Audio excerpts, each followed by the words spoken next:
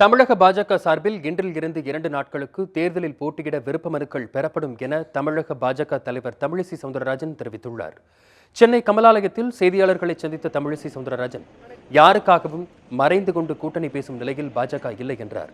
இந்நிலையில் கடந்த 5 ஆண்டுகளாக தமிழகம் எந்த வளர்ச்சியையும் பெறவில்லை என்றும் மதுவையும் ஊழலையும் ஒழித்து தமிழகத்திற்கு வளர்ச்சியை அளிக்க பாரதிய ஜனதா கட்சியால் மட்டுமே முடியும் என்றும் குறிப்பிட்ட அவர் வரும் 2016ஆம் ஆண்டுக்கான தொலைநோக்கு திட்டங்களுடன் பாஜக தேர்தல் அறிக்கை தயாராகி வருவதாகவும் விரைவில் அறிக்கை வெளியிடப்படும் என்றும் தெரிவித்தார்.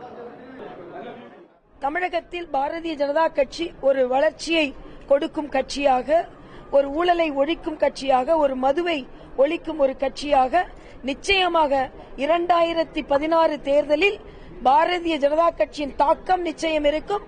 2016 ஆட்சி அமைக்கும் சட்டமன்ற தேர்தலில் வெற்றி பெற்று ஆட்சி அமைப்பதில் பாரதிய ஜனதா கட்சியின் பங்கோ துணையோ இல்லாமல் யாரும் ஆட்சி அமைக்க முடியாது என்ற சூழ்நிலை இப்பொழுது உருவாகி இருக்கிறது.